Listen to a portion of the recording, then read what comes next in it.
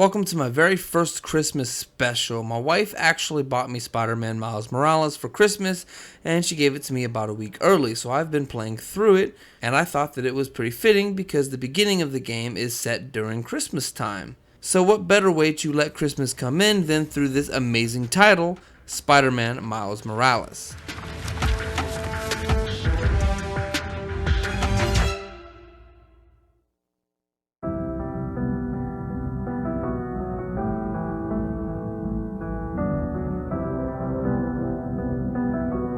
First of all, I have to tell you that I'm only a few hours into this game, and this is probably one of the best games I've ever played. Just so you know, I love the original Spider-Man from 2014, and this one acts as a sequel, for those of you that may not know. Spider-Man 2018 was still really amazing, even though the ending made me cry like a little baby. It was still an amazing game, no pun intended. Okay, maybe a little pun intended. But anyways, the game starts off and I decide to play a recap because it has been at least a year since I've played Spider-Man 2018. After the recap, I begin the story and again it immediately has me roped in. It starts off as Miles walking home from the subway. I don't see why he has to walk because he is Spider-Man, so he could just swing, but I guess it's just Insomniac's way of showing off their super realistic graphics. Miles gets a message from Peter Parker saying that he has to meet up with him pretty soon for the convoy.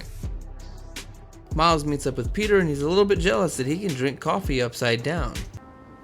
How are you drinking? Very, very carefully. Now to the action, they basically have to help escort this convoy of a bunch of prisoners from one location to another when they obviously break out. You can't have a Spider-Man game without having criminals break out of the convoy. And this can't be a game about Miles Morales without Miles jumping the gun and showing that he is still a little bit young-minded. A little bit how Peter was when he first started. Peter just saved Miles' life before everything came crashing down and Rhino gets loose. What a great way to start Christmas. Peter decides he's going to be the one to stop Rhino while he tasks Miles to take out all the prisoners. I do have to say that the combat in this game is extremely satisfying, but sometimes the camera can get a little wonky. That's really the only bad thing that I have to say about this game. And the wonky camera is only on occasion. So yeah, other than that, there isn't really anything else bad that I can say about this game. So Miles beats everyone and they flee. What a bunch of sissies. Now they just have to stop Rhino. Holy crap!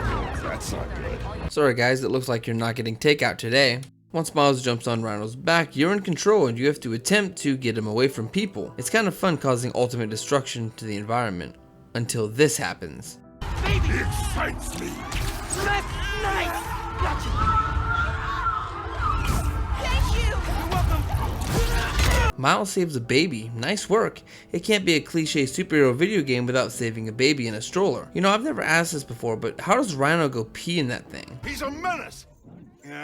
Too soft. He's a low-energy menace. Too easy. Maybe he's a weak-minded... Oh! Hey, Jonah! Looking good! Very festive! Menace! A feckless, treacherous, unhinged menace! And that's probably as close as you're gonna get to seeing J. Jonah Jameson's face without being on a billboard. And I got a trophy. Nice. So Miles' mom calls him in all this chaos, wondering where he is for a second time, and she really doesn't know how to leave him alone, does she? Come on, he's out there saving the city. Even though she doesn't know that he's Spider-Man, she should at least give him the benefit of the doubt. He could be. We gotta bring him down fast! Yeah, what do we do? Let us raise temperature. Oh, bad, very bad!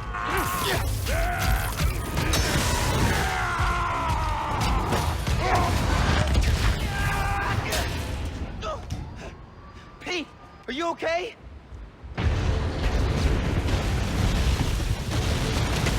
No. And this is the moment where you'd think the original Spider-Man just died. No! I'm okay. I've got him. But I'm just kidding, he's fine. Peter needs Miles' help, but it just so happens that the escaped prisoners just rolled up.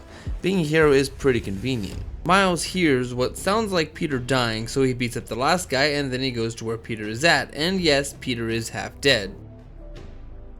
And now it's Miles' turn to kick the crap out of Rhino. And this is also the moment where he gets his electricity powers, which is pretty sick. It's called Venom, apparently. And of course, Miles did it. He beat Rhino. After all that excitement, Miles and Peter have a nice warm heart-to-heart, and apparently Peter is jealous of Miles for his new ability. And after learning this, all of a sudden, now Peter has to go on, quote, vacation. Maybe Miles shouldn't flaunt his new ability in front of him and make him all jealous, and now he's gotta run. But before leaving, Peter gives Miles a Christmas gift. It's probably a bag full of dog turds. And after this, Peter makes Miles take an oath, and it kinda makes me think that he's joining some sort of weird Spider-Man cult of some sort. After his chat with Peter, Miles has to head to his best friend, Genki. That's a really weird name, by the way. So the gift is a training Spider-Man suit. I love how it looks like the mask barely fits and it has knee and elbow pads. That actually made me kind of laugh, and everyone in the game is completely oblivious to it. This is only half the gift that Peter gets him though. He has to head uptown for a part 2. Miles gets to where he needs to go, and apparently Peter set up a whole bunch of training simulation for him. This is a great way to upgrade your gear. So I start and I complete the first one, but I don't stop there. I actually complete all of them. Amazing, Miles. Uh-oh, I can't stop saying amazing. Completing all the side quests and the challenges are like the highlight of these Spider-Man games. I always do them first before I go into the story so that I can upgrade my gear and just have an easier time in the story. Moving on, Miles heads over to the Roxxon Plaza to see if anyone is breaking in, as Genki gave him that tip.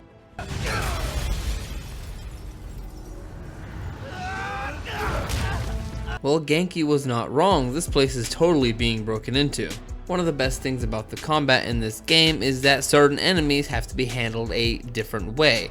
Like the enemies with these gigantic arm things have to be hit with your venom power to break those arm things. But it's just really cool. Miles deals with everyone, and it's about time for Christmas dinner, so Miles has to head home. Once you get there, you get to actually take up the role as Miles himself without a suit on. I think this segment was pretty awesome. Starting straight off as Miles, it gives you the option to look through all of his crap, because apparently he just moved, and I love rifling through people's stuff, even in real life. What makes a video game any different? Once I get finished, Miles finally goes and meets up with his mom inside the dining room, and she doesn't ask why he came from his bedroom, when obviously she knew that he wasn't home. That's a question that will probably never get answered. She wants Miles to go put on some music to set the mood a little bit, and yet there is still more stuff to rifle through, and that's what I do. When we finally get into his mom's bedroom, Miles goes through all of the records, and I can't help myself but choose every one just so that I can get that little piece of dialogue. Haven't looked through these since before City Hall. Dad's favorite album. He put this on every Sunday while he made coffee. Oh, salsa from abuela. Mom and Dad would move when this came on. I think this was Uncle Aaron's. Dad never played it, but he also never got rid of it. Once I look at the 3 records, I decide to go with the first one because it was Miles' dad's favorite record. For those of you that have not played the first game or don't know, Miles' dad died in the first Spider-Man game. It was basically Miles Morales' intro into being Spider-Man, because he gets bit by a radioactive spider at the end of the game, just like Peter Parker did 8 years prior, I believe. So anyways, as you can see, he sees Genki looking through a cupboard under the sink in the bathroom to clean up the mess that he made. And again, there is dialogue to be shared, and I just can't help myself but play it all. But I'm gonna save you and not play it all for you. It goes on for what feels like an hour, but it's only for maybe 5 different dialogues. So once that's done, Miles heads over and puts on the record. This is perfect. Low-key, classy. You didn't like jazz when I was little.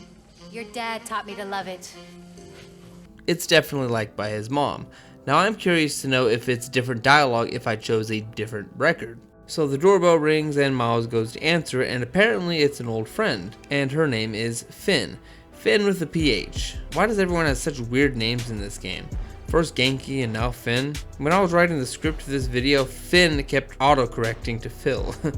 Everyone says their greetings and the power goes out. And again, this would not be a Spider-Man Christmas game without Spider-Man having to save Christmas dinner by getting the power back on with his newly found electrical powers.